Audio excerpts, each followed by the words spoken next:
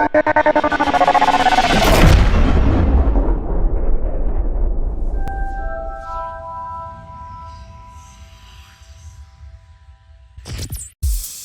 what's up, guys? Tony G here, your credit success coach, and you are listening to the Creditify Radio podcast on YouTube.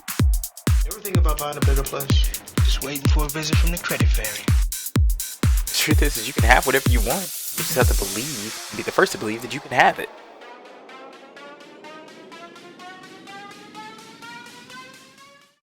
What's up, guys? Welcome back to the Creditify Radio podcast here on YouTube. I am your credit success coach, Tony G, and as always, I am here to give you guys some straightforward credit talks, all right? Where I was going to talk about how we can increase your credit scores, but also how we can increase your income at the same time, right? Because that's just as important. Increasing your income, figuring out different ways to save your money, better ways to manage your money, and things like that, right? Yeah. So today, guys, I have an interesting topic for you today.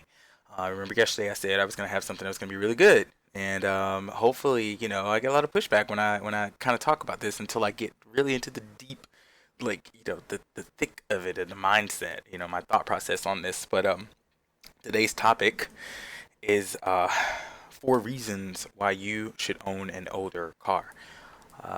And so we're going to get into that in a second. And I think you guys are going to really like what I have to offer for you. But let's talk about that for a second, okay? So, the proverbial vehicle, the automobile, the sweet piece of machinery that you back out of your garage early morning, midday, or late at night when you're headed out onto the town.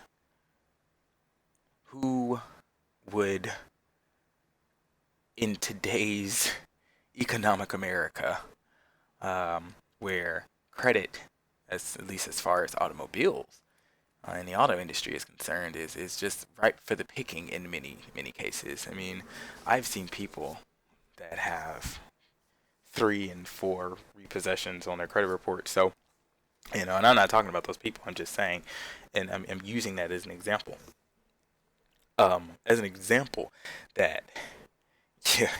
you can buy a car as easy as you can sneeze today. So why would I tell you to purchase a car that is 10, 15 years old? It doesn't even have to be that old, really. And when we get into the main topics, we get into like the list, the 4 reasons as to why, you'll really see. But an older vehicle, we've attached our pride to it, to a vehicle. We've attached our pride to a vehicle, and so the idea of owning an older vehicle for the purposes of just, getting to and fro is a little beyond us.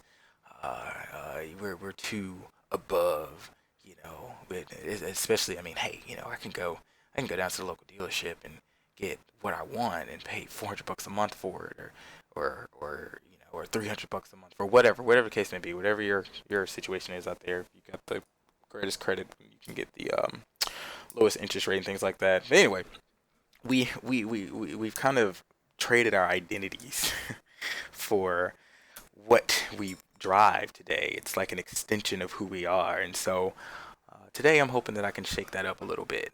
All right. I'm hoping that I can get you to open your mindset up to think a little differently. So we'll get into it. All right. Okay. So reason number 1, all right, is probably one of the most important reason, is that you should purchase an older vehicle, because you can find a good quality car that can get you from point A to point B for 10% or less of your annual income. Okay, meaning if you make 40 grand a year, then you're gonna buy a car that's 40. That's 4,000. Out the door, paid for it, done. $4,000. You can find that for a car. That's like maybe 5, 6, 7, 10 years. Go on Autotrader.com or CarMax or someplace wherever, or just like a local shop or wherever, and you can find one. And then the reason that you want to do that is because it's you're gonna be you're gonna be paying more than that over the lifetime of the loan that you get out on this new car. Now let me back up a little bit. I'm not saying that you shouldn't have a car that you like with a monthly payment. Okay, I'm not saying that. If you can afford it, it fits within your budget, and then you've done the math, and it makes good financial sense for you to be able to, afford that and still maintain your quality of living.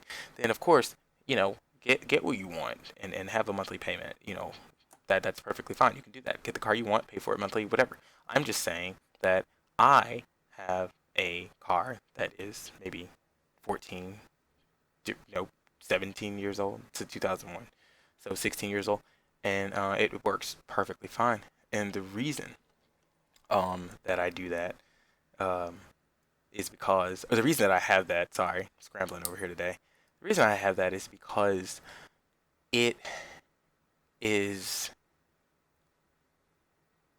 you never know what's going to happen. I never know what's going to happen. I don't know what's going to happen to my livelihood or my income. Anything can happen. I can come incapacitated for some reason, or you know, you, people just may not like my service or the products that I offer. And so my monthly income could dwindle, and then I'm left with a debt of some kind, and I don't want to do that. And I don't want to put you guys in this situation either. I think we can avoid that. So and that brings us actually to reason number two. Reason number two is the simple fact that you can you never know. You need to plan ahead. Plan ahead for prevent those things that could potentially happen to you. So if you've got two vehicles, you've got a car that's yours, free and clear, you've paid off, and then you have your car that you love, that you're probably making a monthly payment for it, or you have a loan balance attached to it, whatever. Something happens and you lose your job, or you get to a point to where you're not able to make your auto payments for whatever reason. Hopefully you don't want that to happen. I don't want that for you. We can plan ahead for those things too. Don't get me wrong. We plan ahead and create a buffer for ourselves, a financial buffer. But sometimes things happen. Okay, like in real life, real time, day to day, stuff happens to us. Right? Things happen that we don't plan and we don't think about. So you could get involved in a situation where that happens to you, and you wind up without a car because you didn't plan ahead for this. And it's just to me, I look at it like it's still a viable. Do I want to call it an investment? No, but not a financial investment, but just an investment in planning. Let's say that it's an investment in planning. Okay. Um, you know. So that's reason number two. Reason number three is, of course, um, especially depending on what make and model it is now, it's going to be less expensive. It's going to be cheaper. It's going to be, like if the maintenance on it is going to be, less expensive. You can utilize it for that purpose so that you don't have to continually use your car. Like I do, I don't drive my car, the car that I love. Not that I don't love my beater, but I don't drive that one every day. I drive my beater. I call it a beater affectionately. I drive it just about every day. So that's the ones that's racking up the miles. If I need new tires on it, it doesn't cost me that much. It probably costs me about $200 for a whole set for new tires. And then gas is cheap. Gas mileage now, is it gas economy is a little bit different. All right, yes, the gas economy is a little bit different there, but I'm also not putting a lot of the stress on everyday road stress on my car that I like. That's a weekender for me, or utilizing it for some important reason, some important reason where I need to pull up and then I need to look like I'm halfway somebody or whatever. Depending on the situation. Not that I care, but I do care anyway. So yeah, so but for that reason, reason number three is you want to have a car so that you want to have another car so that you're not putting a lot of stress on your baby, your new baby. And typically, on a newer car, just maintenance is going to be one of the most expensive things. You don't realize that, the gas, the regularly scheduled routine maintenances that you do with your oil and all your fluids and everything, getting your tires, balanced and rotated, rebalanced, all that whatnot, yada yada yada. That can become expensive over time for for that purpose now. Um, and and for me, that's just the way that I've broken down my logic is that it's there for me, my car, the one that I have paid for. In the event something happens, if that one, if whatever happens, I'm good. I'll still have a means of transportation. I can still get around and go do the things that I need to do. And that brings us to reason number four. That helps me with my quality of life, my quality of living. Um, I know that sounds crazy, but when you're not thinking about um, the what ifs because you've planned for the what if, it makes life a little bit easier to manage. It makes life a whole lot easier to manage actually. If you can replicate that in every aspect of your life, then I think you're doing pretty good, right? But mainly, yes. Number four to me is near and dear to me. I always say that my time is invaluable, meaning that I value the time that I spend with myself to focus on my health, my wealth, every amount, just my overall well-being. And one of the time is one of those things that you can trade, but you can never get it back. You really can't get your personal time back. So knowing that I have that cushion there in the event that anything could happen, it gives me a peace of mind where that's not something that I'm necessarily focused on. Sometimes I think we're so conditioned, um, we're so conditioned in our financial lives that we don't realize that we're stressing when we're stressing about something. Like you don't realize that you're stressing about your monthly bills when the bills they're coming. It's just you've kind of desensitized yourself a little bit to the fact that they're coming because you know that they're coming, but that still triggers stress. It still triggers, like though your cortisol levels are increasing unknowingly, and you're just thinking that, oh well, maybe I just don't feel well this day or what have you. You just but it's really your mental state, like your mind. All right, look that stuff up. That stuff is real. It really is real. It's not like some weird sci-fi crazy imaginary thing. It's a real thing. Your mind is powerful. It's powerful enough for you to manifest things and occurrences, especially with your health and your well-being, to occur in your life. And so you should want good things in your life, right? We want good things in our life, right? All right. So that's my four tips. Hopefully, this opens your mind up um, to that idea.